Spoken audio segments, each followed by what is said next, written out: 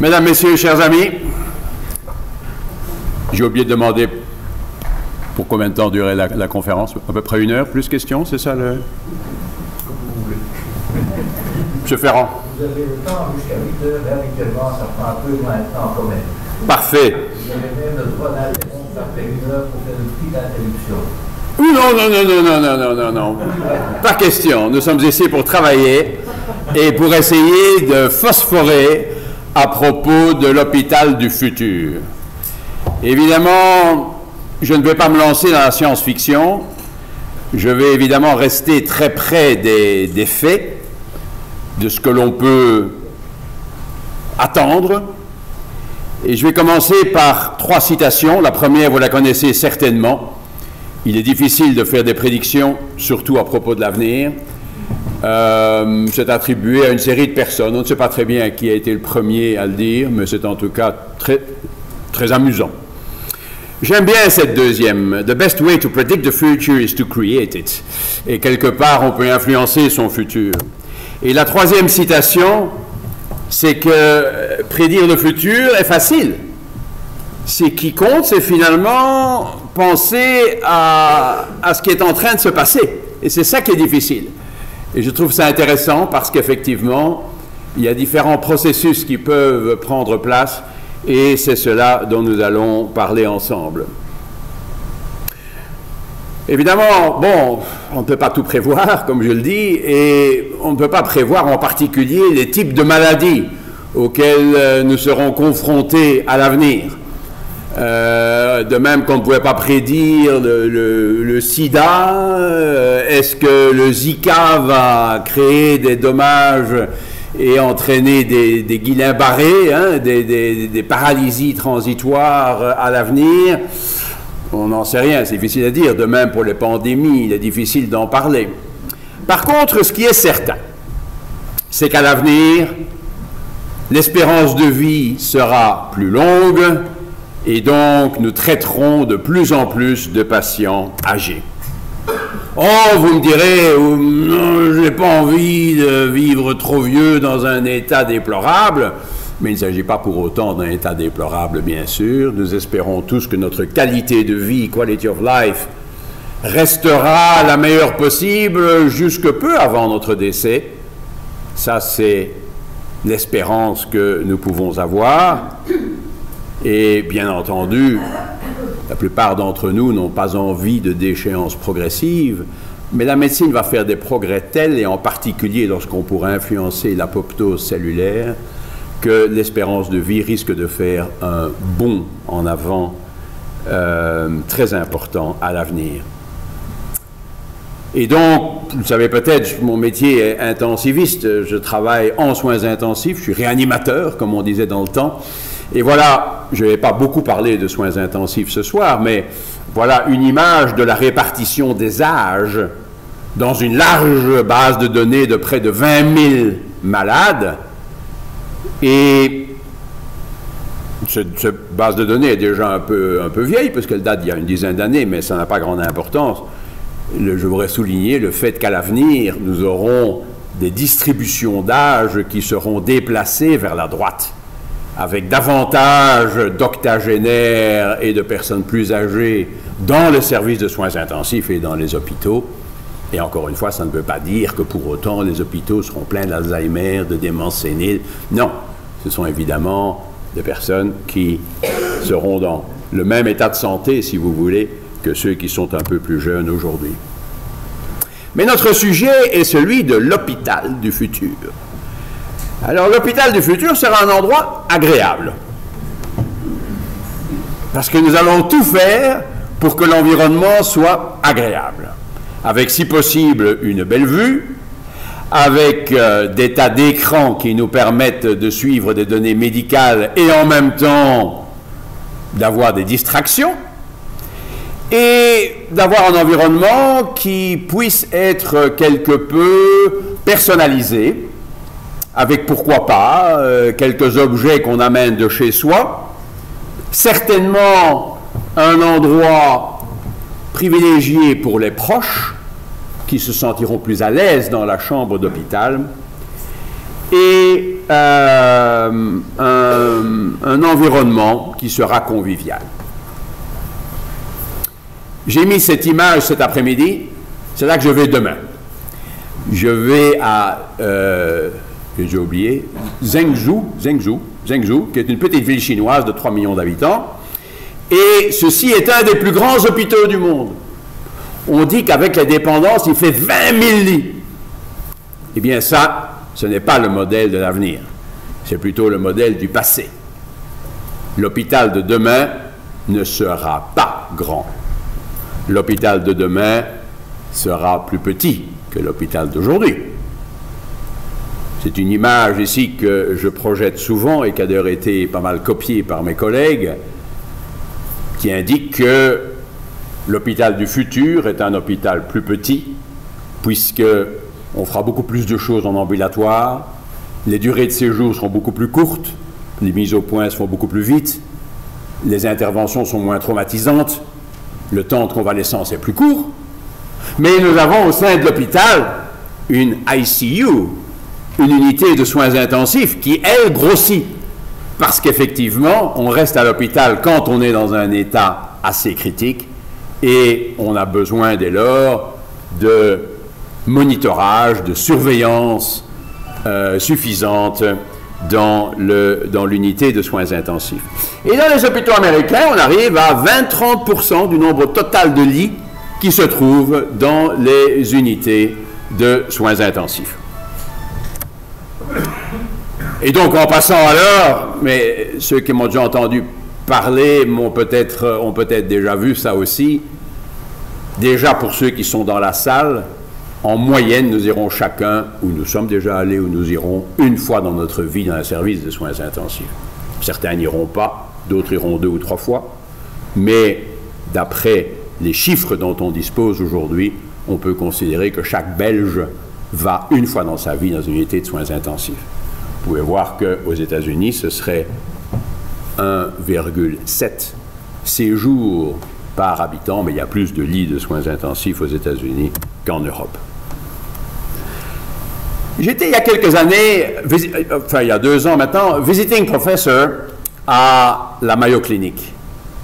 Et j'ai été très impressionné par cet hôpital, qui est un des hôpitaux considérés comme les meilleurs au monde, de par la qualité des soins et par son organisation, qui est extrêmement efficiente.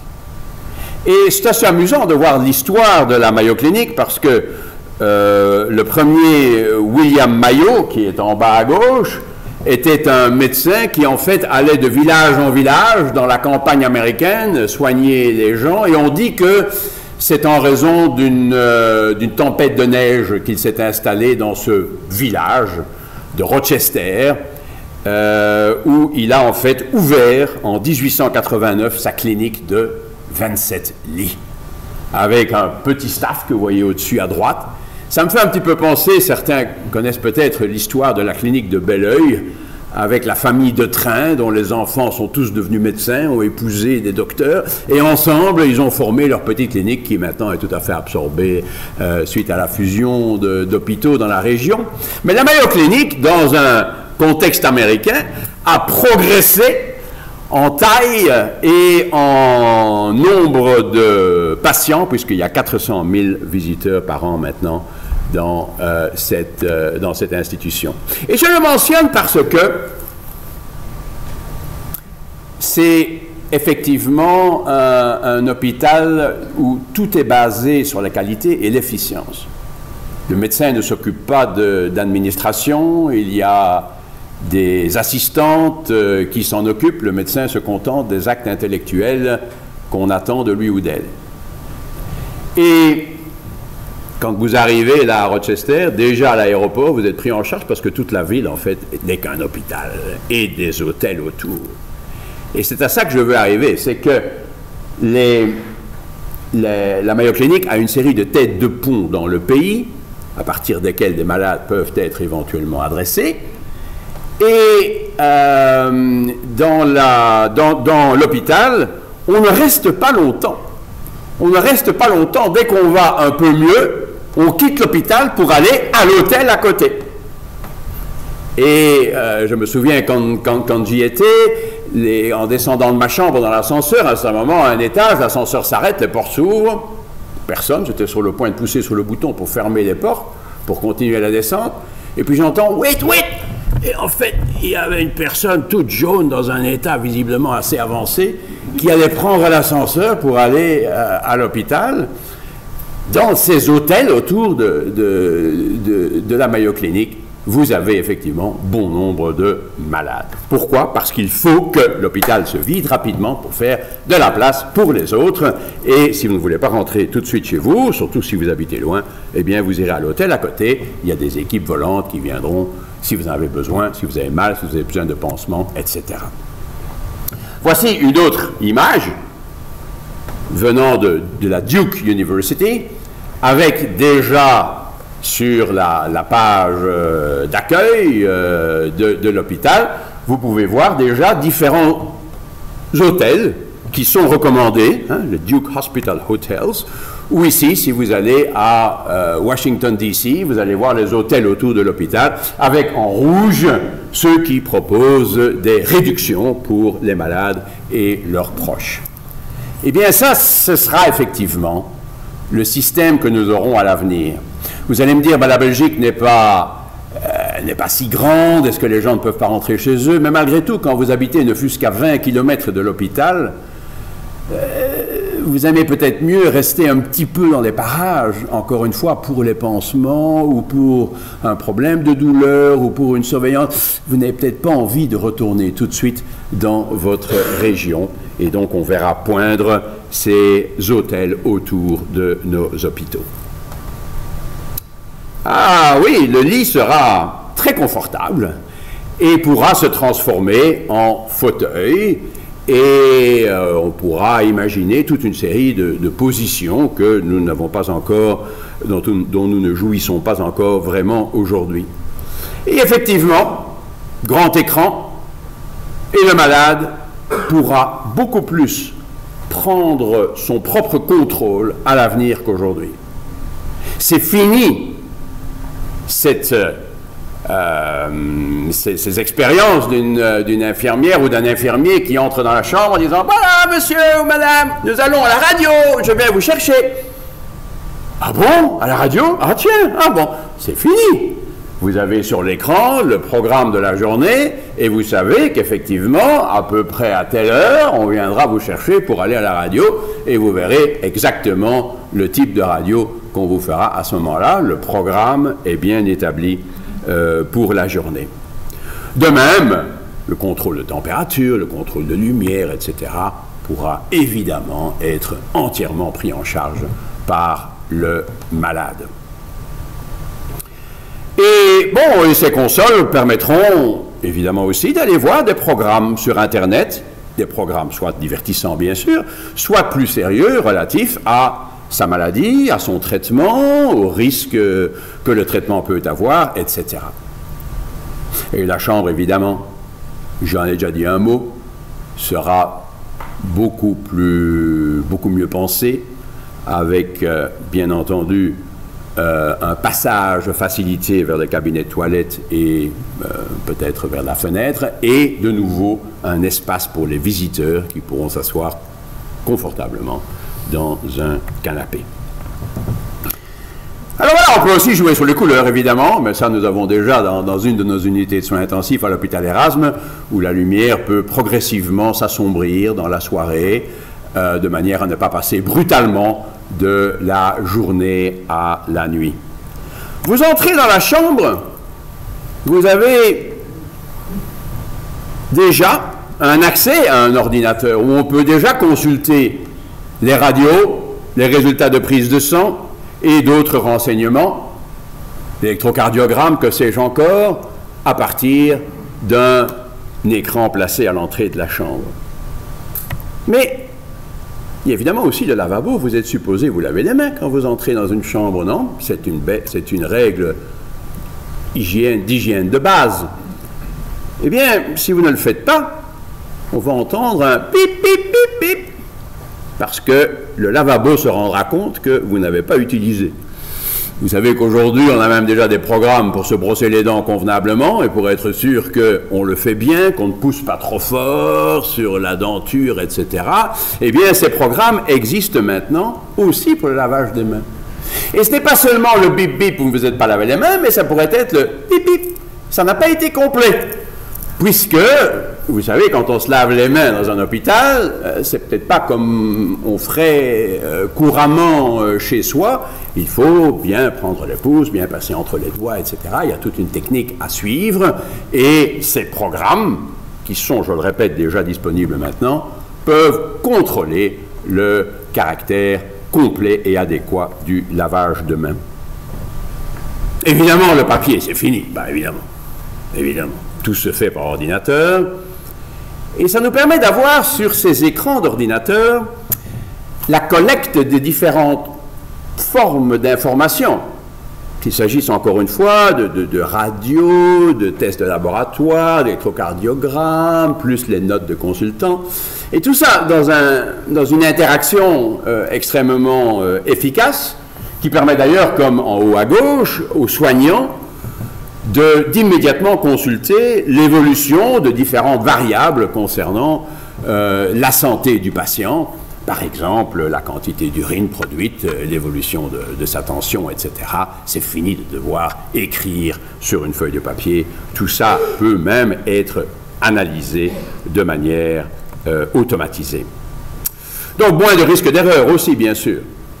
Les médications sont administrées non seulement, espérons-le, au bon moment, mais à la bonne dose, avec un contrôle informatique qui s'assure que, effectivement, la manière d'administrer le médicament est appropriée. Quand on parle d'un malade, surtout quand c'est un malade grave, et qu'on veut évaluer la dysfonction des organes, il y a 6 organes à considérer. L'ordre n'a pas d'importance, mais si vous voulez prendre des nouvelles d'un de vos proches qui est malade à l'hôpital, vous pouvez poser les 6 questions. Comment va-t-il ou elle sur le plan respiratoire, sur le plan cardiovasculaire, est-ce qu'il y a une hypotension, est-ce qu'il y a des arythmies, etc. Sur le plan rénal, est-ce qu'il y a une diurèse, est-ce que la créatinine est augmentée, sur le plan neurologique, est-ce que la personne est consciente ou pas, sur le plan hématologique et sur le plan hépatique, est-ce que la fonction hépatique est altérée. Et donc sur l'ordinateur, vous pouvez voir, bon, ceci n'est qu'un exemple évidemment, que ce malade considéré n'a aucun problème neurologique et hématologique, mais par contre, il a une insuffisance rénale établie, comme l'indique le rond rouge, et il a 3 dysfonctions d'organes modérées, comme l'indiquent les ronds orange. Ce qui vous permet de, déjà, en un clin d'œil, je dirais, apprécier les problèmes principaux que présente un malade. Tous ces programmes informatiques vont nous aider considérablement. Pensez par exemple à la prescription d'antibiotiques. Quel est le processus qui nous passe à l'esprit lorsque nous devons prescrire des antibiotiques? Évidemment, on se demande quelle est la source probable de l'infection, mais on se demande si l'infection a été acquise en dehors de l'hôpital ou à l'hôpital, puisqu'à l'hôpital, évidemment, il y a plus de germes résistants, on pense au staphylocoque, on pense à des grammes négatifs résistants. Et puis, il faut prendre en compte les comorbidités du malade. Si c'est un cirrhotique, si c'est un immunosupprimé, l'antibiotique ne sera peut-être pas le même que pour un autre. On peut avoir des informations bactériologiques sur la colonisation du malade. On peut avoir des informations sur le type de résistance qu'on peut avoir dans un hôpital donné. Et puis alors se pose la question du choix de l'antibiotique, la bonne dose, est-ce qu'il faut donner par voie intraveineuse ou peut-être par voie orale, et puis aussi quand on l'arrêtera. Ou est-ce qu'il faudra changer l'antibiotique à un certain moment? Et tout ça se fait aujourd'hui essentiellement par l'intermédiaire de l'esprit humain. Et les infectiologues, souvent, ont encore des fiches où ils notent, avant de faire passer l'information dans le dossier, mais ils notent leurs petites remarques concernant la prescription d'antibiotiques d'un malade. Mais tout ça peut être fait de manière informatique. New England Journal of Medicine, et c'est pour ça que je vous le montre, il y a presque 20 ans, En 1998, à Salt Lake City, où ils sont particulièrement férus de programmes informatisés, eh bien, ils avaient déjà développé ce programme, qu'on n'utilise pas encore beaucoup aujourd'hui, et pourtant, ça a beaucoup de sens, ça. Parce que ça permet aussi de changer les antibiotiques. Vous savez qu'il ne faut jamais taper toujours avec le même antibiotique, c'est comme ça qu'on crée plus de résistance. Donc il faut avoir une certaine variété des antibiotiques. Mais l'ordinateur le fera finalement plutôt mieux que notre esprit humain. Et donc tous ces programmes informatiques, réellement, vont nous permettre d'améliorer la qualité des soins, nous permettre de mieux travailler. Pour les malades et leurs proches, il y a aussi l'accès à l'information. Je reviens à la Mayo Clinic, où il y a un endroit où les familles peuvent consulter des programmes informatiques, dans ce qui était la bibliothèque, mais les gens ne vont plus beaucoup voir les livres aujourd'hui, et où on indique aux proches et aux malades quels sont les meilleurs programmes à suivre pour mieux connaître telle ou telle affection. Plutôt que de laisser faire ce que vous feriez sans doute, c'est aller googler dès qu'on a un diagnostic pour voir ce dont il s'agit, eh bien ici, plutôt que de tomber sur un programme qui ne sera peut-être pas le meilleur, ce sont des programmes qui sont choisis par les médecins spécialistes, et d'ailleurs, certains sont développés par la Mayo Clinic ou par l'université, quelle qu'elle soit. Alors vous allez dire, mais, et ça c'est une idée qui va apparaître au cours de l'exposé, vous allez dire, mais est-ce que tout ça n'empêche pas la relation humaine? Alors le médecin va envoyer le malade en disant « Allez voir sur ordinateur ce dont il s'agit ». Non, non, non, non, non. C'est au contraire, je dirais, un ajout. Et donc le médecin peut raconter en quelques mots, en quelques phrases, ce dont il s'agit essentiellement, et dit maintenant, je vous invite à aller avec mon assistante devant l'ordinateur et elle va vous aider à aller voir toute l'information que vous aimeriez avoir. Et bien, je vous reverrai après, bien sûr. Et vous reviendrez avec vos questions et nous pourrons en reparler ensemble. Ça, c'est l'efficience. Ce n'est pas la peine de parler de l'ABC de la maladie s'il y a des bons programmes qui peuvent le faire. Le médecin peut avoir autre chose à faire pour le bien des autres malades. Il y a un risque. Oui. Il y a un risque. Dans les hôpitaux américains, je dis toujours les hôpitaux américains, vous allez dire, mais enfin quoi, on est en Europe ici, mais vous savez, il y a beaucoup de choses qui se passent aux États-Unis qui après apparaissent chez nous. Hein. Et qu'on le veuille ou non, quelques années plus tard, on se rend compte que tous ces progrès technologiques débarquent en Europe. Et parfois, c'est vrai, on voit les membres des équipes qui sont autour des ordinateurs et il ne faudrait évidemment pas qu'ils omettent de regarder le malade. Ceci, par ailleurs, est un de mes amis qui n'est justement pas passionné d'informatique, donc je ne veux pas du tout être critique dans ce que je montre, mais c'est vrai qu'avec les ordinateurs sur roue, il y a un risque que finalement on ne regarde que ça et plus beaucoup le malade. Est-ce que vous avez peur que l'ordinateur éventuellement se plante et qu'on perde d'informations? Bon, il y a toujours un certain risque, mais il n'est quand même pas majeur, parce que les technologies sont quand même rapidement adéquates. Ça, par contre, ça fait peur. Le hacking. Et je ne sais pas si vous vous en souvenez, mais c'était il y a exactement 3 mois, mi-février, que cet hôpital s'est fait hacker. Et cet hôpital, d'ailleurs, c'est l'hôpital, par hasard, qui m'a formé il y a pas mal d'années, le Hollywood Presbyterian à Los Angeles. Et je ne sais pas si vous avez suivi cette affaire, mais le risque était tellement grand pour l'hôpital que ces informaticiens malhonnêtes viennent trifouiller, si je puis dire, dans les dossiers et empêcher l'information de bien passer, qu'il est dit que l'hôpital a payé la rançon pour avoir la paix et pour que ceci ne se reproduise pas. Au même moment, alors qu'on disait Hollywood Presbyterian is this only the beginning, nos systèmes informatiques ne sont pas les mêmes que ceux du Pentagone, ni des banques, et nous sommes tous limités par nos budgets. au même moment ou le lendemain, un hôpital allemand s'est fait hacker également, s'est fait attraper par des requins de l'informatique. Et j'ai vu, il y a 15 jours, ce petit article, dans le système informatique de l'hôpital universitaire de Leuven, une véritable passoire par interrogation. Voilà. Maintenant, ceci, évidemment, n'a rien de caractéristique de la KUL, ça pourrait très bien arriver à Saint-Luc ou à Erasme ou ailleurs, hein, bien entendu. Nous n'avons pas les moyens de nous protéger aussi bien que les institutions que j'ai citées, et donc il faudra évidemment faire face à ces risques à l'avenir, et de toute façon, ne pas permettre de changer les traitements à distance. Bon, évidemment, les progrès, ce ne sera pas que l'informatique. Il y a évidemment plein de progrès dans le domaine de la manutention des malades, du transport de malades, etc. Des lits qui permettent même de retourner les malades. Mais je ne vais pas trop parler de cela aujourd'hui parce qu'il faut bien se limiter quand même dans les sujets à aborder.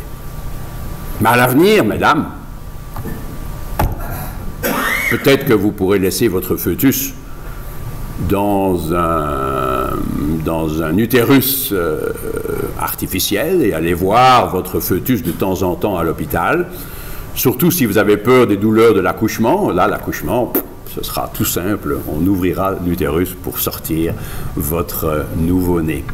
Voilà, une option parmi d'autres.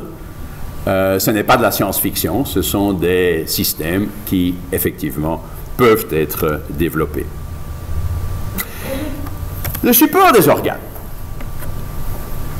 Quand j'étais jeune médecin, on utilisait la dialyse dans l'insuffisance rénale avec des dialyses qu'on appelle itératives. Donc on fait une dialyse de 3 heures, par exemple, un jour sur 2. Aujourd'hui, dans les unités de soins intensifs, on fait de la dialyse continue ou de l'hémofiltration continue. Avec ou sans dialyse, c'est la machine que vous voyez là. Et ça permet d'épurer le sang en permanence. Ce qui nous semble plus logique, plus rationnel que les dialyses intermittentes, de manière à éviter les hauts et les bas, si on a une machine qui peut le faire de manière permanente. Eh bien, à l'avenir, ces machines pourront peut-être être miniaturisées.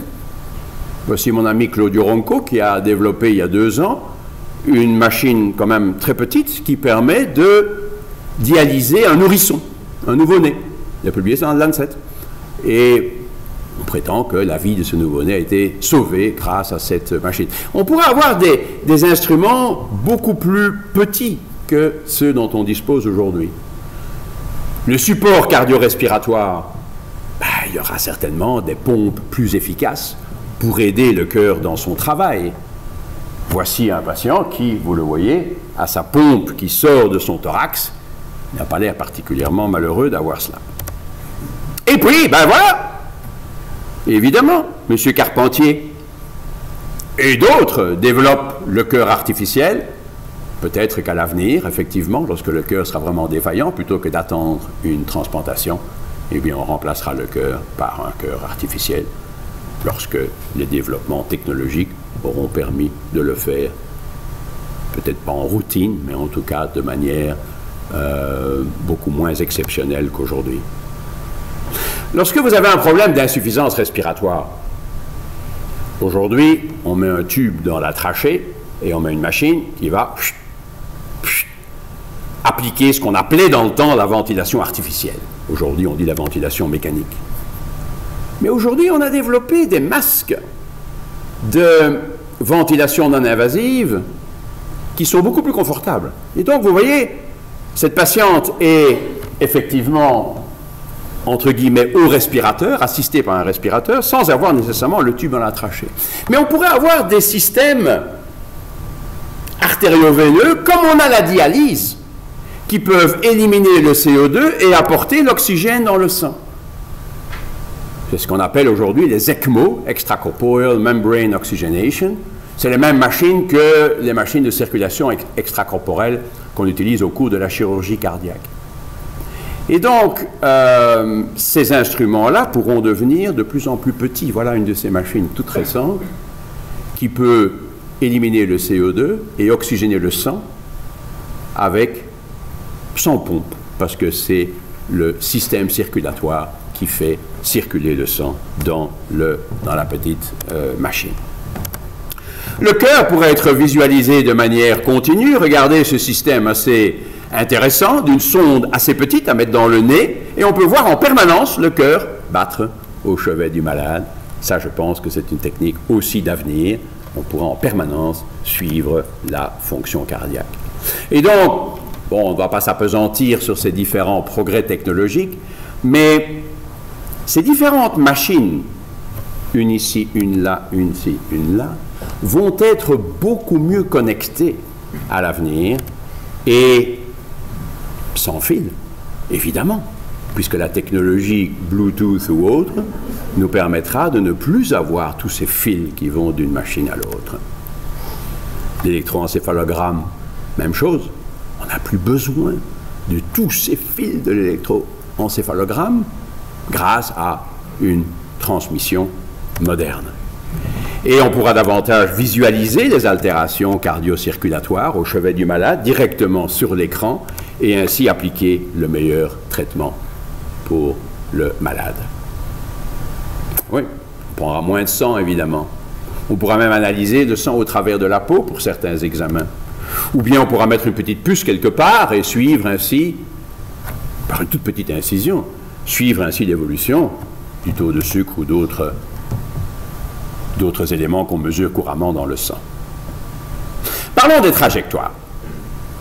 Comme vous le savez, comme nous le savons tous, le séjour à l'hôpital, à l'avenir, ne sera vraiment qu'une partie de notre trajectoire de santé. Mais il faut aussi qu'après le séjour à l'hôpital, que la personne puisse être le plus vite possible sur pied. Vous allez me dire, c'est évident. Eh bien, encore une fois, quand j'étais jeune médecin, on ne faisait pas trop attention à ça. On n'essayait pas de commencer la revalidation précocement comme on le fait aujourd'hui. On s'est rendu compte que pour les malades graves, très souvent dans les semaines, dans les mois qui suivent, ils restent dans un état très altéré, non seulement sur le plan respiratoire, s'ils ont une insuffisance respiratoire, mais au niveau musculaire, au niveau intellectuel, ils font des cauchemars, ils dorment mal, ils sont anxieux, ils ont un syndrome post-hôpital. Et pour vous dire à quel point c'est important, nous avons eu à Bruxelles une table ronde internationale il y a 2 mois, où nous avons revu toutes les techniques que l'on peut proposer dans ces conditions, et surtout comment on peut éviter la sédation du malade grave. Certains pensent que quand on est à l'hôpital, on préfère dormir et être sous sédatif. Mais pas du tout, même au respirateur, on peut lire un gros bouquin, comme cette dame qui l'a pris spontanément, elle a pris le livre spontanément. On n'a pas demandé qu'elle prenne le livre pour la photo, non. Pour vous dire que on peut effectivement même être à la pompe dont je parlais et suivre la télé. Vous avez la télécommande là, entre ses mains. On peut sortir de sa chambre, même en soins intensifs. On peut quitter le lit. Vous avez lu ce papier, c'est extrêmement intéressant. 1947. Les dangers d'aller au lit. Vous y pensez parfois quand vous allez au lit? C'est dangereux. Tout ce qui peut se passer dans un lit, quand on y reste, sur le plan digestif, on est moins bien, sur le plan neurologique, on est moins bien, sur le plan respiratoire, on est moins bien, on peut avoir des problèmes urinaires, des problèmes neuromusculaires, des problèmes circulatoires. Regardez le patient qui est allongé au lit, mais enfin, quelle image pathétique, avec possibilité de caillots dans les veines, avec des problèmes d'évacuation de produits qui se trouvent dans les os, etc. C'est vraiment mauvais. Et donc, il faut de l'exercice à l'hôpital. Du vélo. Mme Norambert, notre chef kiné, fait attention à ce que, effectivement, dès que possible, déjà au lit, les malades puissent pédaler. Pédaler, même pendant la visite, même pendant le tour des malades.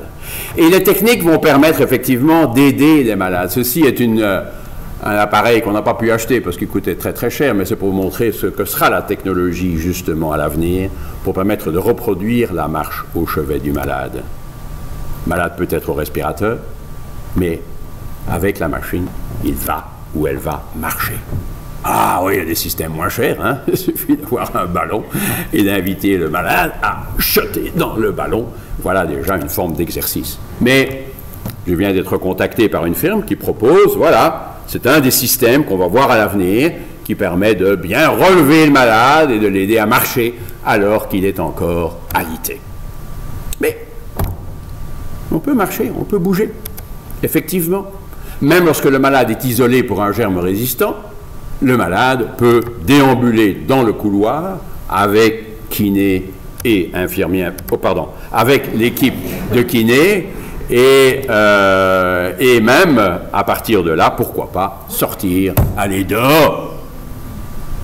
Mes amis hollandais, je n'ai pas d'image, mais me racontaient que parfois ils emmenaient les malades pour prendre un verre de bière à la sortie de l'hôpital, surtout ceux qui risquent de faire un délirium. Comme ça, ils prennent leurs quelques bières et heureusement, ils ne développent pas cette complication majeure. Mais n'allez pas en parler en américain parce qu'ils ne comprendraient pas comment on peut emmener un malade prendre un verre de bière. Donc là, il y a une question éthique qui peut être relativement intéressante. Ici, effectivement, la kiné accompagne le malade, mais lorsque la kiné est fatiguée, c'est le malade qui pousse la kiné. Et c'est comme ça qu'on peut considérer les choses. Tout ça nécessite évidemment un travail d'équipe. Il est plus facile d'avoir des malades endormis dans un service plutôt que de faire tout ce qu'on peut pour les faire bouger. Mais le malade dans l'hôpital de demain va effectivement déambuler davantage. Mais on pourra le suivre grâce à sa montre Google ou autre, grâce aux moyens électroniques de surveillance des malades, on pourra à tout moment savoir où se trouve le malade. Où est M. Stevens? Ah, pour le moment, effectivement, il est allé probablement acheter un journal, là, mais on le trouve dans le shopping center, là, près du marchand de journaux. Et ce genre d'informations, bien sûr, ça peut aussi être Madame Dubois est à la radio ou est effectivement allée à une échographie ou un autre examen spécialisé. J'ai été récemment, vous le lisez bien, au Samsung Hospital de Séoul. Samsung a son hôpital, ou en tout cas sponsorise largement son hôpital pour y mettre toutes les technologies les plus modernes. Et ça, ce sont des images que j'ai prises dans la salle d'urgence où on peut voir, enfin, croyez-moi sur parole, tout à fait à gauche, c'est les premières lettres du nom, évidemment pas le nom dans son entièreté pour respecter le secret professionnel, mais vous pouvez aisément voir où se trouve votre proche, puisqu'il y a l'âge juste après d'ailleurs, et vous pouvez voir ainsi ce qu'on a déjà fait à votre proche. Il a déjà été examiné, on a déjà fait une prise de sang, on attend encore la radio, et là à droite, vous voyez le temps d'attente moyen. Et donc vous pouvez voir dans le service d'urgence pendant combien de temps, en moyenne, il faut attendre pour que les examens d'urgence puissent être faits.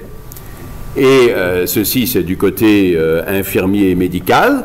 On peut ainsi s'assurer que personne n'est oublié, que les malades ont bien été vus en temps opportun, que les résultats des tests sont bien arrivés, et tout ça est entièrement assisté, je ne vais pas dire contrôlé, mais assisté par des programmes informatiques qui sont quand même extrêmement bienvenus.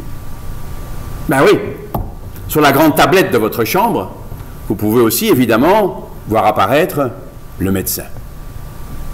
Ah, vous allez dire, non, je préfère le voir physiquement, je préfère qu'il vienne me voir. Je n'ai pas envie de le voir au travers d'un écran. Mais qu'est-ce qu'on entend en général? De quoi se plaignent les malades? Je ne vois jamais le médecin, moi. Ou s'il vient, il dit bonjour, tout va bien, et puis il part tout de suite. Et puis de toute façon, c'est toujours un médecin différent. Mais justement, ça n'empêche pas évidemment le médecin de venir rendre visite à ses patients, mais en plus, dès que le médecin a un moment, juste avant la conférence, juste avant le dîner, je vais aller avec mon smartphone, faire un selfie et m'assurer que le malade va bien. Tout va bien chez vous? Et donc c'est un complément de contact. Ça ne remplace pas le contact humain, ça ajoute un contact par l'intermédiaire de cet écran. Et vous le savez, on peut maintenant, très facilement, grâce à cette technologie, être présente. Est-ce qu'il faut appeler ça un robot? Oui, si vous voulez, c'est un robot, mais enfin, c'est presque le médecin qui est là, puisque c'est lui qui peut effectivement se mobiliser grâce à son joystick et son ordinateur. Alors plutôt que d'avoir le chirurgien qui annonce à son malade: désolé, je vais à New York à un congrès pendant 3 jours, vous aurez affaire à mon assistant, mais mon assistant est très très bon, vous savez, mais pendant 3 jours, vous ne me verrez pas. Oh, docteur, j'aurais tant voulu... Hein? Est-ce qu'il ne vaut pas mieux que le médecin de New York, quand il a l'occasion, effectivement, passe sous forme de robot et que le malade puisse voir sa tête sur l'écran et qu'on puisse interagir? Est-ce que ce n'est pas justement quelque chose de très positif, ça? J'en parlais récemment dans un hôpital, et un médecin à la discussion qui lève le doigt et qui dit: oh, moi j'aime autant qu'on ne puisse pas m'atteindre pendant mes vacances. Ben, je dis: ok, c'est comme vous voulez, ça. Moi ça ne m'ennuie pas qu'on me contacte, je prends jamais de vacances. Mais bon, si vous ne voulez pas être contacté pendant les vacances, c'est pas grave, ok. Mais au moins vous avez la possibilité de le faire quand vous êtes à un congrès, quand vous êtes à une réunion scientifique quelque part. Alors vous allez dire: mais on ne peut pas ausculter. Si, regardez. C'est l'infirmière qui met le stéthoscope sur le thorax et le médecin de l'autre côté peut écouter les bruits de l'auscultation. Alors, bon, la télémédecine, puisque c'est bien de ça dont il s'agit, peut être utilisée de différentes manières. Dans certains hôpitaux américains, il s'agit d'une supervision complète d'une unité de soins intensifs en particulier. Mais on peut imaginer qu'on puisse faire appel à un médecin spécialiste par l'intermédiaire de la télémédecine. Par exemple, vous avez besoin d'un pédiatre, eh bien vous pouvez, il n'y en a pas dans votre hôpital, bien vous pouvez contacter un pédiatre par télémédecine. Ou si c'est un dermatologue ou un neurochirurgien ou que sais-je encore. Donc vous pouvez faire appel spécifiquement à l'un ou l'autre spécialiste, plutôt que de l'appeler au téléphone. Vous vous rendez compte, en 2016, ça se fait encore souvent, hein? On appelle par téléphone. Je voudrais bien avoir ton avis. Enfin, est-ce que c'est pas complètement démodé, ça? Est-ce qu'on ne peut pas avoir l'image en même temps, avec les radios, avec les autres examens? Mais à l'avenir, est-ce qu'on aura encore besoin de spécialistes, vous croyez? En tout cas, la nuit, plus la peine de les payer. Déjà maintenant, est-ce que vous comprenez comment, dans un hôpital américain, on payerait un radiologue la nuit, alors qu'on peut envoyer les images en Inde, ou 7 jours, et où le radiologue, effectivement, peut regarder les clichés alors qu'il est frais et dispo, plutôt que d'avoir un radiologue américain complètement fatigué à 3 heures du matin, vous avez un radiologue qui examine les clichés en plein milieu de la journée. Oh non, mais c'est un Indien, non. Mais non, ce sont des radiologues qui ont été formés aux États-Unis et qui ont une licence américaine. Et donc, sur le plan médico-légal, ils sont tout à fait couverts. Mais simplement, ils vivent dans une autre partie du monde. On pourrait très bien imaginer la même chose en Belgique avec les Australiens. En disant, bon, la nuit, plutôt que d'avoir des spécialistes qu'on paye la nuit, quand même, une certaine somme d'argent, et c'est pas très agréable pour eux, mais on peut très bien transmettre ces images dans une région qui, effectivement, est dans un tout autre fuseau horaire. Vous croyez qu'on a encore besoin de dermatologue, vous? Dermatologue? Vous n'avez pas un smartphone? Puis si vous avez un problème, vous faites une photo, vous l'envoyez au dermatologue, ou bien on peut même avoir une analyse automatisée des images, non? Comme en radiologie. En radiologie, il y a des analyses automatisées d'images. Vous croyez qu'on aura encore vraiment besoin de radiologues à l'avenir? Et même les images d'artériographie sont maintenant tellement précises qu'il ne faut vraiment pas être un grand radiologue pour comprendre qu'il y a un bouchon là dans un vaisseau et qu'il va probablement falloir aller déboucher cet endroit particulier. C'est vrai que les technologies vont évoluer et c'est vrai que les spécialistes, bien sûr, il y aura toujours des spécialistes à l'avant-plan pour pouvoir je dirais, interpréter les nouveaux examens avec les nouvelles technologies. Mais pour les choses de base, là aussi, quand j'étais jeune médecin, nous devions analyser l'électrocardiogramme nous-mêmes, mais maintenant, c'est fait par les machines. Le cardiologue éventuellement on met un petit paraphe chaque fois, mais il ne corrige plus jamais l'analyse automatisée de l'électrocardiogramme parce que c'est tout à fait au point. Alors les radios, vous ne croyez pas que c'est la même chose, mesdames? Vous allez faire des mammographies chez un spécialiste. Vous ne croyez pas que la reconnaissance de la petite tumeur dans le sein peut être faite automatiquement par un programme informatique suffisamment valable? Oui, je souhaite tout le bel avenir aux spécialistes de la mammographie, mais je crois que leur avenir est compromis. Parce qu'effectivement, ces analyses pourront être faites automatisées. Mais oui, mais évidemment, les robots seront là. N'ayons pas peur des robots. Les robots sont là pour nous aider. Déjà, il y a 2 ans, je pense, à l'hôpital militaire de Paris, j'avais vu ces hospital robots, les robots hospitaliers qui amènent la nourriture, qui amènent le linge et qui repartent avec le linge sale. Eh bien, ils passent à côté de vous dans les couloirs. Soit les petits, comme vous avez en bas, soit les plus grands. Certains sont même extrêmement sympas, avec un petit sourire, une petite bouche. Et si vous vous mettez devant, ce qu'on m'a invité à faire, le robot s'arrête. Vous mettez un peu de côté, le robot continue, parce qu'il vous a évidemment repéré. Et quand le robot arrive auprès des ascenseurs qui sont spécialement conçus, les portes de l'ascenseur s'ouvrent, le robot entre dans l'ascenseur, les portes de l'ascenseur se referment, et le robot va à la laundry ou à la cuisine ou que sais-je encore. Et donc, ça y est! Pourquoi est-ce qu'il faut encore avoir des gens qui poussent des robots, qui poussent des chariots comme ça avec du linge et de la nourriture? Est-ce que c'est pas complètement dépassé, ça? Alors que cette technologie est disponible aujourd'hui. Quand on pense robot, on pense immédiatement, bien sûr, au Da Vinci, qui a été très longtemps le seul système disponible pour les interventions chirurgicales et qui permet aux chirurgiens, finalement, d'opérer à une certaine distance.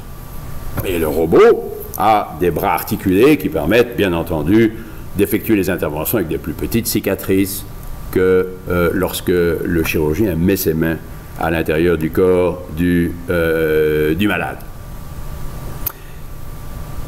C'est vrai qu'aujourd'hui, on se méfie un peu des interventions à distance en ayant peur d'un petit délai dans la transmission des images, mais à l'avenir, ce délai sera tellement court qu'on pourra effectivement opérer tout à fait à distance. L'anesthésie, mais déjà aujourd'hui, nous avons à Erasme un anesthésiste qui est particulièrement féru de systèmes informatiques, qui administre automatiquement les médicaments, qui monitorise l'anesthésie par un système informatique. Ça vous fait peur? Non, ça ne devrait pas. Parce que finalement, moi, je préfère avoir un bon robot qu'un médecin qui est un peu fatigué ou qui n'est peut-être pas le meilleur du monde. Alors ça, cette image-là à droite, je la trouve super. Parce que plutôt que d'avoir le robot qui aide l'homme, c'est l'homme qui aide le robot. Vous voyez la main de l'opérateur sur une sonde d'écho qui, en fait, permet au robot de voir où il va piquer pour pratiquer une anesthésie dans un endroit très précis de l'organisme. Et donc, ce n'est pas le médecin qui oriente l'aiguille, c'est le robot. Le médecin aide le robot. Je trouve ça, sur le plan conceptuel, quelque chose d'assez intéressant. Mais voilà, Washington Post, il n'y a pas longtemps, we are convinced the machine can do better than human anesthesiologists. Et peut-être en particulier à 3 heures du matin ou à 4 heures du matin, non? L'intubation endotrachéale dont je parlais se fait avec un laryngoscope que vous voyez là, et puis on fait passer le tube dans la trachée. Il y a des programmes qui permettent maintenant à la machine de mettre le tube en place. Bien sûr, on aimerait bien qu'il y ait une personne experte à côté de la machine en cas de problème pour reprendre immédiatement la manœuvre, mais la machine peut vraiment optimiser la manière d'utiliser le laryngoscope et le bon moment pour enfoncer le tube. Finalement, la machine peut, dans beaucoup de cas, faire mieux que l'homme. Désolé pour les kinésithérapeutes, hein, je vous l'ai montré tout à l'heure, lorsqu'ils aidaient les malades à bouger, Mais non, on n'a plus besoin de kiné. Hein. Mais non, les robots vont faire, évidemment. Nous avons tous vu les images de robots dans les maisons de repos. Eh ben, les robots, ils vont arriver dans les hôpitaux aussi et ils vont faire de la gym aux malades aussi. Le robot peut ausculter et envoyer les images en même temps que le son, ou le son en même temps que les images au médecin qui est à distance. Mais ça m'amène à une réflexion. Vous croyez qu'il y aura encore une place pour le stéthoscope, vous, à l'avenir? Le stéthoscope. C'est un symbole, le stéthoscope, non? C'est le symbole du médecin ou du personnel soignant. Mais regardez un peu, cet instrument ancestral. Est-ce qu'il aura encore une place à l'avenir? Parce que finalement, pour diagnostiquer, nous sommes à l'hôpital, hein, je suis en train de parler de l'hôpital du futur, pour diagnostiquer une pneumonie, viens, on va voir la radio. Il y a un souffle cardiaque. Quand j'étais étudiant, il fallait bien apprendre à connaître les souffles cardiaques, mais on s'en fout. On fait un écho et on voit tout de suite comment les valves se comportent. C'est pas la peine de perdre son temps à essayer de reconnaître les bruits. Et donc, stéthoscope, stéthoscope, stéthoscope, peu d'indications, mais c'est notre symbole. Alors, je ne sais pas, peut-être qu'on va le garder à l'avenir, en disant non, il faut avoir le stéthoscope autour du cou. J'ai encore fait ça. Lors de mes stages d'obstétrique, on avait effectivement ce stéthoscope particulier pour écouter le bruit du fœtus. Mais là aussi, on fait des échos. Vous avez lu les journaux comme moi, où on disait trop d'échos pendant la grossesse, ça coûte cher à l'inamie.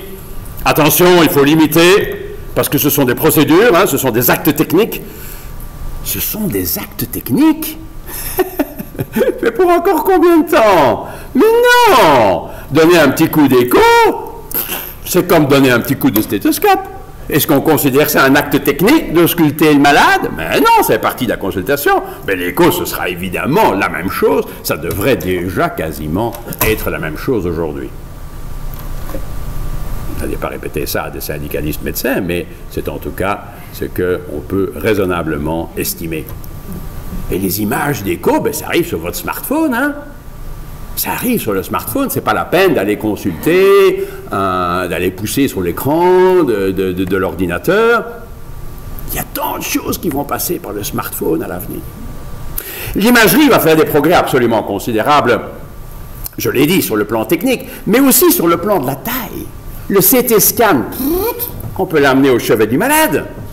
Et on peut avoir de belles images ainsi sans devoir amener le malade à la radio. Et ceci m'amène à parler de la chaîne. La chaîne représentant le processus depuis l'endroit où commence l'affection, que ce soit le trauma, l'accident vasculaire, l'infection grave, jusqu'à l'hôpital, et puis là, même à l'hôpital, jusqu'à l'endroit où le malade sera hospitalisé. On a beaucoup parlé de la chaîne dans le domaine du trauma, hein? Il faut bien prendre en charge le traumatisé initialement, l'amener rapidement à l'hôpital, et puis il faut que tout se passe vite pour stabiliser le malade rapidement. Mais à l'avenir, quand le malade arrive à l'hôpital, on n'entendra plus ces questions que vous entendez maintenant quand vous entrez dans un service d'urgence. Si vous prêtez l'oreille, vous allez entendre « Vous avez déjà été malade? Est-ce que vous prenez des médicaments ?» Ça, c'est les questions qu'on doit poser, typiquement. Il ne faudra plus à l'avenir, évidemment, puisqu'on aura directement le dossier médical du malade, déjà avec le dossier du médecin traitant, en plus, bien sûr, des hospitalisations précédentes éventuelles. Toute cette information sera disponible puisque dans le concept de trajectoire que j'avais développé, le malade ne passe à l'hôpital seulement un moment de sa vie, mais espérons-le, pourra quitter l'hôpital et pourra reprendre une vie extra-hospitalière. Le temps est tellement important, non seulement dans le traumatisme, mais dans l'infarctus. Vous savez qu'il faut quand même rapidement pouvoir déboucher l'artère coronaire. Dans l'accident vasculaire cérébral, le stroke, même chose. Si c'est un accident thrombotique, il faut le déboucher. Si c'est un sepsis, si c'est une infection sévère, il faut des antibiotiques rapidement et il faut, si besoin est, contrôler la source, par exemple, par une intervention chirurgicale pour une péritonite. Mais déjà dans l'ambulance, il y a tant de choses qu'on peut faire. Ah, ambulance de réanimation, hein? Ah oui, ambulance médicalisée, oui, j'en vois souvent passer. On perd son temps 9 fois et demi sur 10 avec ces ambulances de réanimation, avec un médecin à bord. 9 fois et demi sur 10, le médecin, il ne fait rien. Il est dans l'ambulance, il ne fait rien d'autre. Quand j'étais jeune, on parlait du SAMU. Ah, c'est l'hôpital qui vient à vous. Ben, c'est une bêtise, ça n'a pas de sens. Qu'est-ce que vous voulez? On est beaucoup mieux à l'hôpital que dans ces bagnoles. Même si dans la voiture, on peut mettre des cathéters, ça n'a rien à voir avec tout ce qu'on peut faire dans l'hôpital. Et donc, mais oui, on va arriver au PIT, mais évidemment, on va arriver à ces systèmes d'ambulance avec paramédical à bord, mais c'est ça qu'il faut, comme aux États-Unis, comme dans un certain nombre de pays européens, notamment la Suisse maintenant, qui font de plus en plus appel à des paramédics. Et ce qui est important, c'est qu'aujourd'hui, très souvent, l'ambulance arrive à l'hôpital et les ambulanciers amènent le malade, très gentiment, en disant, voilà, on l'a trouvé, par exemple, traumatisé, ou il a eu très très mal à la poitrine, je pense que c'est un infarctus. Mais bon Dieu de bon sang, vous ne pouvez pas appeler? Vous ne pouvez pas appeler pour qu'on prépare la radio ou qu'on appelle le cardiologue en cas d'infarctus?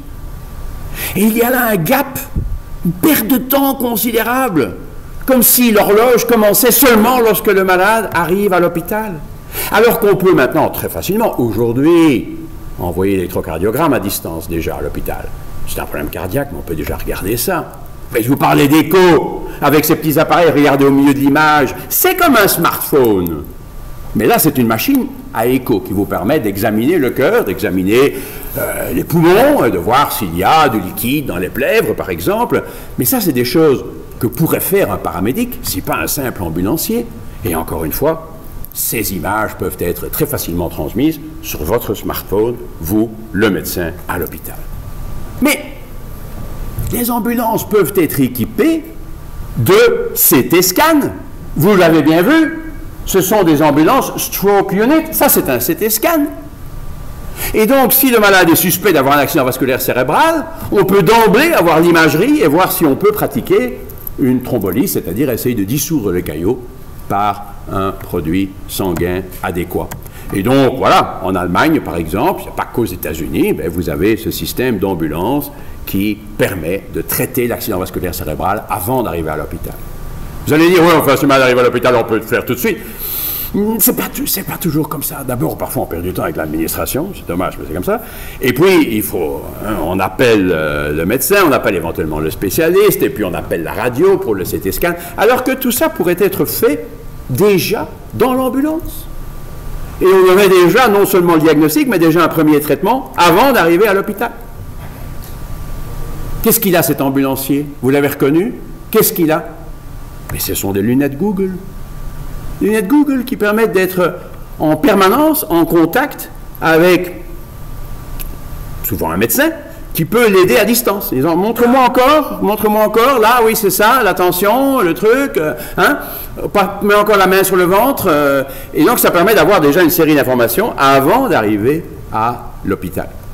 On peut déjà se contenter, bien sûr, de caméras dans l'ambulance et de voir ce qui se passe dans l'ambulance, ok, mais les lunettes Google vous permettent d'avoir plus d'informations, bien entendu. Et donc, là, alors, s'il s'agit de transfert secondaire de malades, waouh! Là, vous pouvez vraiment faire appel à des camions ambulances si c'est nécessaire. Une grande question pour l'avenir est celle de la régionalisation. Est-ce qu'on va continuer à amener les malades dans l'hôpital le plus proche, comme le système le demande, ou bien est-ce qu'on va davantage orienter les malades vers l'hôpital le plus adéquat? Dans le domaine du traumatisme, c'est clair, mais dans le domaine cardiologique aussi. On a peut-être besoin d'avoir des équipes cardiologiques invasives s'il faut effectivement pratiquer un acte. C'est une question très difficile, parce qu'il ne faut évidemment pas qu'il y ait du détournement de patients. Et il ne faut pas que certains hôpitaux se voient effectivement privés de certains malades qui passent devant. Et quand on parle d'infection sévère, le chirurgien qui vient d'opérer ne verrait peut-être pas revenir son malade chez lui, mais bien à l'hôpital suivant, parce que c'est une infection sévère, alors on ne vient pas dans votre hôpital, on va dans un autre hôpital. Oui, mais Le chirurgien qui a opéré, il connaît bien son malade, il sait bien ce qui s'est passé, et donc il peut y avoir un problème de continuité des soins. Donc tout ça n'est pas facile. Alors, bon, j'ai le bonheur d'être, enfin le privilège d'être président de cette fondation, European Critical Care Foundation, qui discute avec les politiciens à Bruxelles. Et un des éléments est celui du transfert du malade dans l'hôpital le plus approprié. Et notamment au-delà de la frontière. Et on a travaillé notamment en Slovénie pour des infarctus qui pouvaient, pourquoi pas, passer la frontière pour aller dans un hôpital plus spécialisé. Mais si vous voulez un exemple le plus proche de chez nous, nous le savons tous, que dans cette région-là de Belgique, d'après le système 100, il faut ramener le malade dans un hôpital régional de cette région. Mais pas beaucoup de grands hôpitaux universitaires dans ce coin-là, alors que juste à côté, il y a Lille, qui est un énorme centre universitaire de pointe. Et alors, est-ce qu'on ne pourrait pas, pour certains cas, passer plus rapidement, si je puis dire, passer plus facilement vers Lille pour avoir le traitement précoce adéquat? Alors, les politiciens, ça les intéresse quand même, ça, parce que les gens de la rue, évidemment, sont concernés par ça, donc les politiciens doivent l'être, et ça résonne, et donc ils commencent à prêter attention à ces différents éléments. C'est aussi, effectivement, pour l'avenir. Alors, nous connaissons tous des cas où la personne arrive dans le service d'urgence, peut-être même par elle-même, et en fait, elle a été renvoyée chez elle, alors qu'elle aurait dû être hospitalisée. C'était un gros problème cardiaque, ou c'était une infection sévère. Est-ce qu'il fallait la mettre à l'hôpital? Est-ce qu'il fallait la mettre en soins intensifs d'emblée? À l'avenir, on aura besoin de tests pour aider le médecin. D'autant plus que les urgentistes, il faut bien le dire, sont de qualité un peu inégale, et surtout, encore une fois, au milieu de la nuit, ce ne sont pas toujours des médecins de parfaite qualité. Et puis, l'erreur est humaine, de toute façon. Vous avez vu, vous pouvez voir, cette fondation, suivant un cas assez dramatique d'un jeune qui avait eu un accident à l'école, qui avait une abrasion, est arrivé au service d'urgence, a dit non, c'est pas grave, il est rentré chez lui, et puis il a développé une infection sévère, et je pense qu'il est mort. Bon, est-ce qu'on a vraiment fait une erreur dans le service d'urgence? Dans ce cas-là, on ne va pas entrer dans ces considérations, mais il est clair que parfois, il y a certaines erreurs. Et parfois, la personne aurait dû être hospitalisée, mais est renvoyée chez elle. Parfois, il est utile d'impliquer les soins intensifs d'emblée, dès l'arrivée du malade à l'hôpital, mais je vais peut-être sauter quelques images parce que je vois que le temps passe. Je vais rappeler le message important qui est une meilleure interaction entre ces différents anneaux de la chaîne, entre l'ambulance et le service d'urgence et le service des soins intensifs où le malade devra peut-être aller, le service des soins intensifs et la revalidation, parce que la revalidation doit commencer dès le début de l'affection grave. Alors, ça c'est un élément très important pour l'hôpital de l'avenir. Comment fait-on pour les malades dont l'état se dégrade alors qu'ils sont en salle ordinaire d'hôpital? Dans le temps, il n'y avait que ce qu'on appelle le code blue aux États-Unis, c'est-à-dire l'appel d'urgence, on court avec le chariot et on fait face à une urgence majeure. On peut appeler ça un team d'arrêt cardiaque, on peut appeler ça un team, n'importe, c'est un team de réanimation. Mais aujourd'hui, on peut appeler ces teams dans des situations moins graves. Il ne faut pas nécessairement que la personne soit quasi morte pour qu'on fasse appel à ces équipes.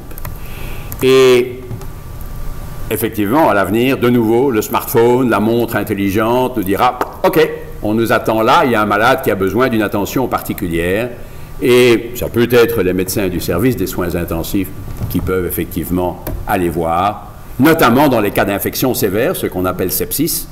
Ce sont des systèmes qui peuvent être extrêmement utiles. Parce que les infections sévères, parfois, on reconnaît l'infection, et puis de là, on se dit, mais est-ce qu'il n'y a pas une défaillance d'organes? S'il y a une défaillance d'organes, alors il faut appeler le team de soins intensifs. Mais ça peut souvent être dans l'autre sens. C'est-à-dire que la défaillance d'organes est l'élément d'alerte Et il faut pouvoir le reconnaître. Vous retombez sur mes 6 éléments, respiratoire, cardiaque, rénal, neuro, hémato-hépatique. Et en fait, nous venons de publier ce document qui, suite à des études de cas dont je vous épargne les détails, qui arrive à identifier 3 problèmes qu'on peut facilement reconnaître chez les malades qui sont hospitalisés. L'hypotension, bon, l'hypotension, on le sait, mais la tachypnée, c'est la ventilation à un rythme accru, à une fréquence accrue. Eh bien, on ne fait pas toujours très attention à ça, mais ça pourrait être un signe, par exemple, d'infection sévère. Ou la petite altération de l'état mental. Ah, M. Dupont, aujourd'hui, il semble un tout petit peu perdu. Hein? Enfin, il y a 85 ans, M. Dupont, bah, ça peut arriver. Bon, c'est peut-être que M. Dupont a un tout petit peu d'Alzheimer qui débute et qu'il est un peu perdu aujourd'hui, mais c'est peut-être qu'il y a une infection. Et si c'est l'infection, mais ça peut se contrôler. Et donc, là, nous devons faire appel à nos équipes pour être appelés suffisamment à temps avant la catastrophe. Et les infirmiers et infirmières jouent un rôle évidemment considérable, qui est bien reconnu aujourd'hui, rôle majeur. C'est eux qui voient que M. Dupont est un petit peu désorienté, ou que M. Dupont respire un peu plus rapidement que d'habitude. Et à l'avenir, on va certainement pousser pour que les infirmiers et infirmières puissent faire appel à ce genre de team. Mais plus encore, lisez cela, le New York Times, il n'y a pas longtemps, A doctor at his daughter's hospital bed. Il raconte très très bien, dans le New York Times, comment, à l'hôpital, il s'est rendu compte que sa fille avait une fréquence cardiaque quand même assez rapide. Et il est allé voir les infirmiers et infirmières qui ont dit « Oh oui, je vais être un petit peu nerveuse. » Mais non, non, non, non, non. Et effectivement, la fille développait une infection sévère. Dans la chaîne, il y a aussi les proches. Et maintenant, dans les hôpitaux américains, on commence à donner ces feuillets d'information en disant « Vous savez, s'il y a telle ou telle anomalie, c'est peut-être qu'il y a une complication qui s'installe. Vous devez aussi être dans la chaîne et vous devez alors aller alerter les infirmiers et infirmières qui, à leur tour, alerteront les médecins. » Mais est-ce que ça ne pourrait pas même être fait automatiquement?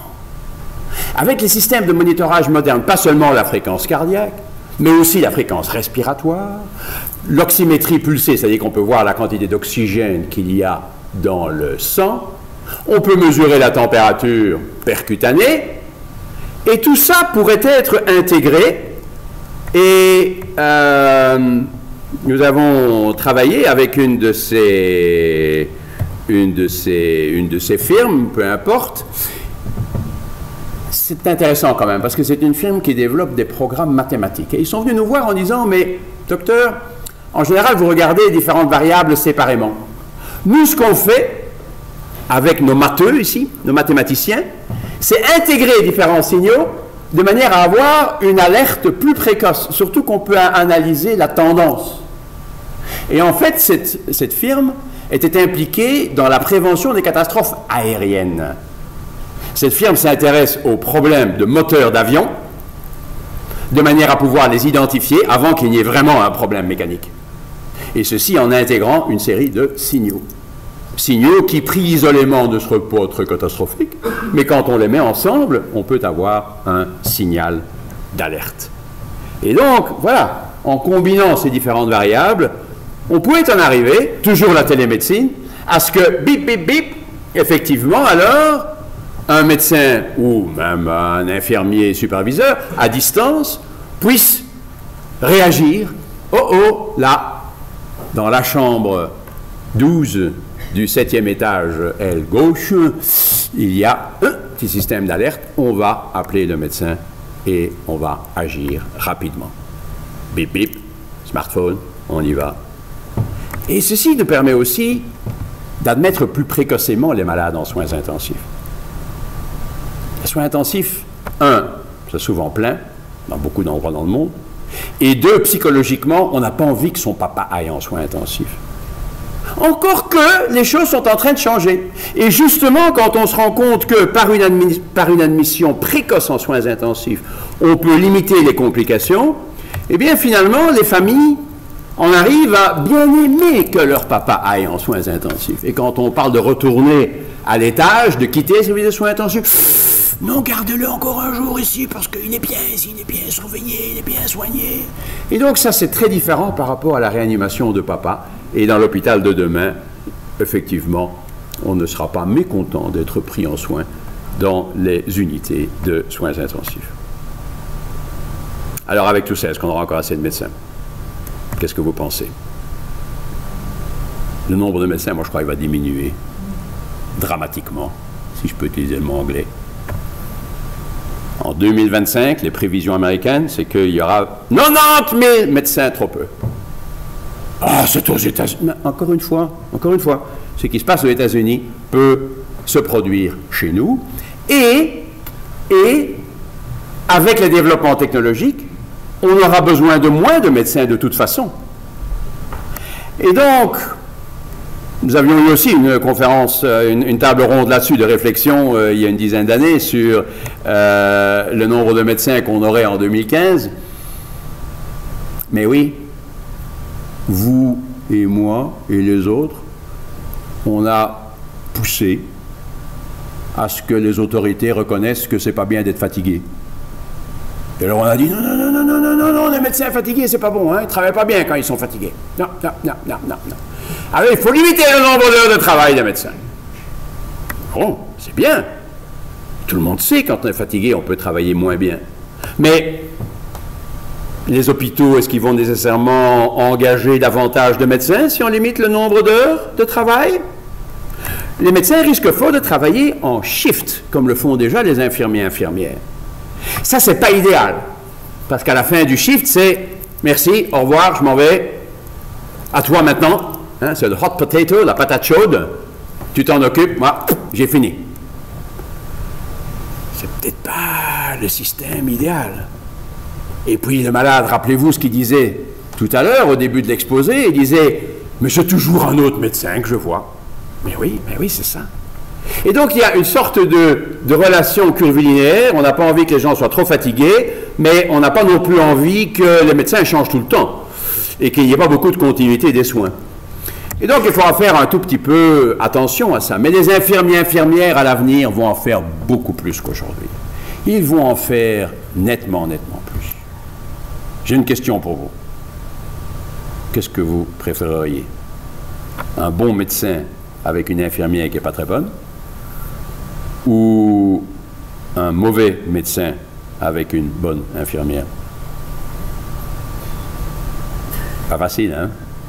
Mais la réponse est simple. Évidemment, il vaut beaucoup mieux avoir un moins bon médecin et une bonne infirmière, parce que lorsque le mauvais médecin fera quelque chose qui n'est pas très bien, la bonne infirmière va dire « Est-ce que vous êtes sûr, docteur? Moi, je ne crois pas qu'il faut faire ça. » Et donc, la qualité du personnel infirmier est primordiale dans la qualité des soins. Et à l'avenir, les infirmiers et infirmières vont faire beaucoup plus. Ils auront la possibilité de faire beaucoup plus d'actes. Et d'ailleurs, hein, ils sont de plus en plus spécialisés. Évidemment, il faudra développer des protocoles. Il y aura plus de protocoles à l'avenir. J'espère quand même qu'il y aura beaucoup de discussions encore au chevet du malade, comme c'était le cas dans le passé, et qu'il y aura suffisamment de personnes pour interagir avec le malade, l'examiner, l'interroger, etc. Il faut faire attention à un traitement trop protocolisé. C'est vrai que lorsque la qualité des soins n'est pas très bonne, le protocole peut l'améliorer, parce qu'on suit ce qu'il y a et la qualité sera probablement meilleure. Mais si la qualité des soins est déjà très bonne, on réfléchit moins une fois qu'on a le protocole dans l'ordinateur. Et donc là, la qualité des soins pourrait baisser. Par contre, personnellement, ce que j'aime beaucoup, c'est les checklists. Les listes pour s'assurer qu'on n'a rien oublié. Pour autant que la checklist ne soit pas trop longue, qu'elle soit bien faite. Quand je monte dans un avion, moi j'adore voir le pilote et le copilote qui s'assurent qu'il y a assez de carburant, que les portes sont fermées, etc. avant de partir. Moi, ça me rassure. Et donc, voilà, le checklist, ça peut être, vous n'avez pas oublié de prévenir les thromboses. tout.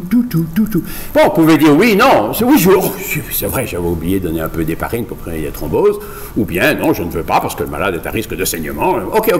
Mais au moins, j'ai la checklist, j'ai le rappel par le système informatique. Dernier élément, precision medicine. C'est l'avenir. Precision medicine, je viens d'écrire ce papier dans le Lancet où je parle des 3 P, parce que dans le domaine qui m'est cher, celui des soins intensifs, on a des populations qui ne sont pas très bien caractérisées. Et évidemment, dans le domaine du cancer, on arrive au precision medicine. Nous serions déjà très heureux d'être dans la médecine personnalisée. Mon ami Michel Goldman, je pense qu'il est là, m'a dit un jour, enfin, il n'y a pas longtemps, quand je disais « personalized medicine en soins intensifs, c'est ce qu'il nous faut », il m'a dit « mais Jean-Louis, mais la médecine a toujours été personnalisée, qu'est-ce que tu racontes? Ça n'a rien de nouveau. » Mais j'ai trouvé ça intéressant, parce qu'en fait, on l'a un peu oublié en soins intensifs. Parce que nous avons fait beaucoup d'études, encore une fois, dans le New England Journal of Medicine, qui est le journal numéro 1, dans le domaine clinique, avec pas de différence, qu'on fasse ceci ou fasse ça, pas de différence en termes de mortalité. Mais vous en arriveriez à vous demander ce qu'on développe en médecine. Est-ce qu'on fait des progrès en médecine? Vous avez toujours des études négatives, vous. Il n'y a pas de différence quand on fait ceci ou fait ça. Vous vous rendez compte? Mais ça, c'est parce que les populations sont extrêmement hétérogènes. Et quand on peut faire les tests examinant notamment l'expression de gènes, on peut voir des malades qui vont répondre à tel ou tel traitement. Dans ce cas-ci, les corticostéroïdes, la cortisone et dérivés dans les infections sévères. Alors, bon, precision medicine, ça c'est effectivement dans le domaine du cancer. Et mon ami Martine Picard a publié ici sur l'herceptine dans le cancer du sein. On regarde les récepteurs du cancer et puis à partir de là, on trouve les traitements les plus appropriés. Si je projette ça, c'est pas seulement parce qu'elle est mon amie, mais parce que le papier date de 2005. Il y a 11 ans déjà, ils étaient en precision medicine, la médecine de précision.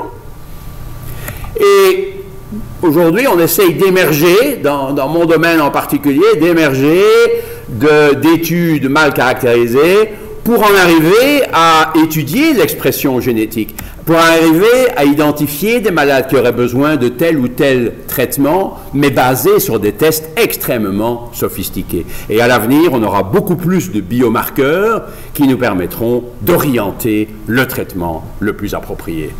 Plutôt que de partir d'une maladie, alors là, c'est ce qu'on fait dans le cancer du pancréas ou c'est ce qu'on fait dans l'emphysème, eh bien, on va en arriver à donner des traitements individualisés. Les gènes, ah oui, tout est dans les gènes. Oui, plus on est jeune et plus c'est évident. Parce qu'en fait, quand on arrive à un certain âge à l'hôpital, les facteurs génétiques sont toujours là, mais ils sont dilués par les comorbidités, le diabète acquis, l'alcool, le tabac, que sais-je encore, et les autres maladies qu'on a pu avoir dans sa vie. Et donc, ces facteurs génétiques sont moins évidents dans les maladies des personnes plus âgées. Mais la pharmacogénétique, elle reste là. Savoir le médicament à donner, la dose, l'intervalle de temps, the right drug, the right patient, the right dose, the right time, ça reste.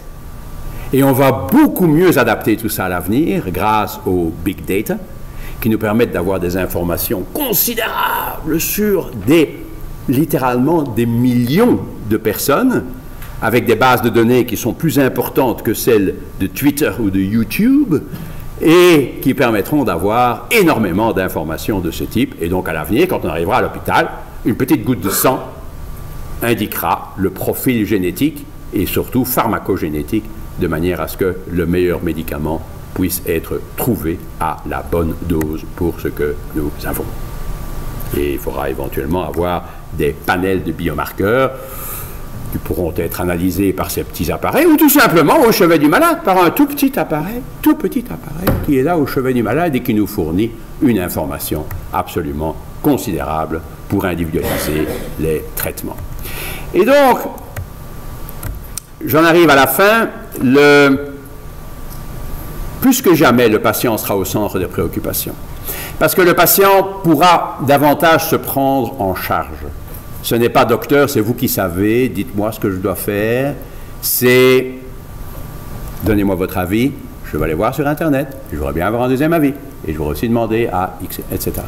Et avoir mon appréciation des éléments.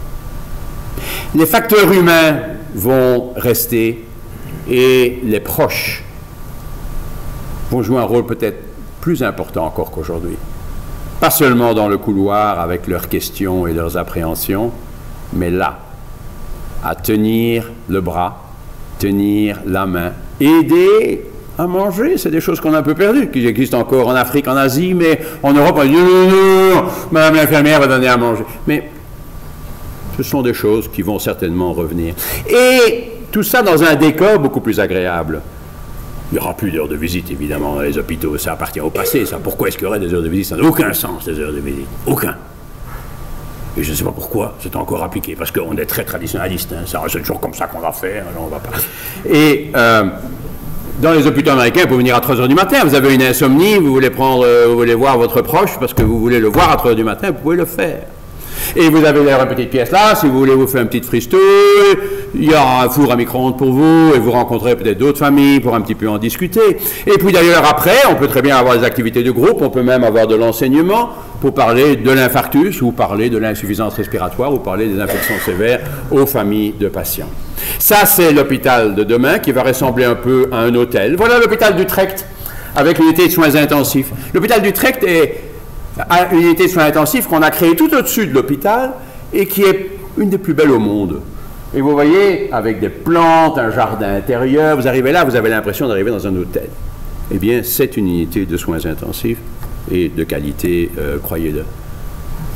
Vous avez compris pourquoi on ne peut pas amener un chien à l'hôpital, vous? Moi, j'ai jamais compris ça. C'est sale, les chiens! Mais enfin, quoi? Ben, chez vous, c'est si sale. Et à l'hôpital, c'est plus sale que chez vous. On s'accorde aujourd'hui à dire que le malade qui a vraiment envie de voir son petit chien, bon Dieu de bon sang, mais qu'on amène son petit chien, il ne va pas apporter des germes tellement méchants. Les germes méchants, ils sont déjà à l'intérieur de l'hôpital. Hein. Nous avons déjà les germes résistants, merci beaucoup. Le chien ne va pas en apporter d'autres.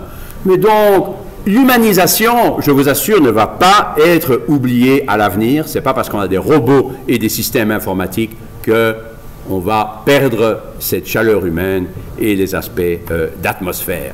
Ça permettra aussi d'avoir des discussions plus ouvertes vis-à-vis des problèmes de fin de vie. Ces discussions, maintenant, commencent à être remboursées aux États-Unis. C'est marrant, ça. On pourrait avoir une prestation, hein, à la place de l'écho, là, on n'a plus besoin de la prestation d'écho, mais on pourrait avoir une prestation parce qu'on discute de fin de vie avec son patient. Parce que sinon, le médecin, il n'a pas le temps. Il n'a pas le temps de discuter de ces éléments-là. Mais il faut prendre le temps, bien sûr, pour aborder cela. Dans les unités de soins intensifs aujourd'hui, ceci date de notre symposium d'il y a 2 mois, les soins sont, moi, j'aime pas le terme, mais le traitement est arrêté pour 50% des patients. Et donc, à la photo de mon successeur, il faut pouvoir aborder ces éléments et le patient doit pouvoir décider. C'est ce qu'on appelle le SMART, Specific, Measurable, Achievable, Realistic, Time-Bound Goal. Donc, il faut définir les goals, les buts avec le patient, ou le patient doit définir cela avec l'équipe soignante. C'est ça la santé. La santé, c'est le bien-être. Ce n'est évidemment pas la vie à tout prix. Et ça restera vrai à l'avenir.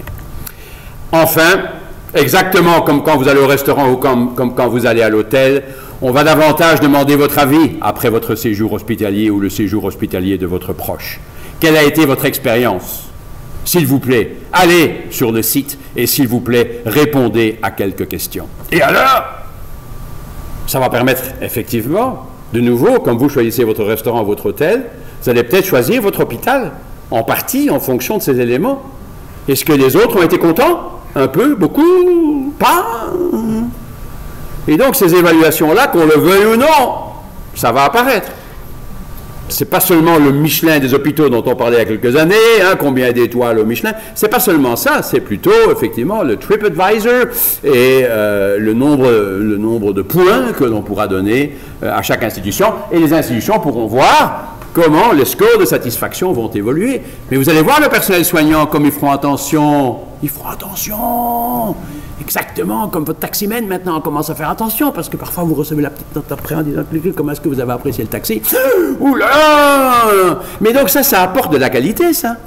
Ce feedback apporte de la qualité. C'est assez amusant. Dernière note que je voulais donner. Aujourd'hui, tout le monde dit qu'il ne faut pas avoir mal à l'hôpital, hein? Pas de douleur. Et en fait, j'en discutais avec des collègues à un meeting il y a une dizaine de jours, et nous disions entre nous, vous savez, avoir un tout petit peu de douleur, supportable bien sûr, hein, ça n'est pas nécessairement mauvais. Vous savez, les gens qui ont une mutation génétique et qui ne souffrent jamais, ils sont malheureux, hein. Ils se font mal, ils se font pas mal, pardon. Ils sont traumatisés, ils se brûlent, mais ils ne le sentent pas. Et donc, ils sont mutilés de par le fait que, enfin, c'est pas pour rien qu'on a gardé la douleur, sinon on n'aurait plus de douleur. Vous et moi, on ne saurait plus ce que c'est. Et en fait, la douleur peut peut-être moduler la réaction inflammatoire de l'individu et aider celui qui a été traumatisé, c'est-à-dire l'animal dont on descend, à mieux sortir de son traumatisme. Et peut-être qu'avoir un tout petit peu de douleur, hein, ne venez pas me faire dire ce que je n'ai pas dit, hein, mais avoir un tout petit peu de douleur, peut-être que ça peut participer à la cicatrisation et à la récupération d'une affection grave. Toujours est-il que, voilà, on n'a pas envie d'avoir ce genre d'annotation. Est-ce que vous avez mal pendant votre séjour? Ah ouais, ils ne m'ont rien donné comme antidouleur. Loin s'en faut, il est évident que le confort du malade doit être une priorité extrêmement importante.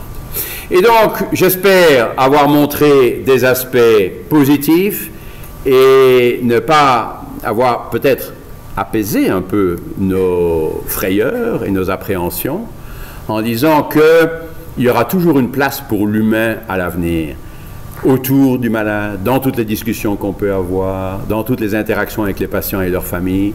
Je pense qu'on peut aborder l'avenir avec optimisme et enthousiasme, parce que les nouvelles technologies vont aider et apporter un bénéfice à la qualité des soins. On ne va pas remplacer les facteurs humains, on va y ajouter des technologies nouvelles et le patient restera plus que jamais au centre de nos préoccupations. Merci beaucoup.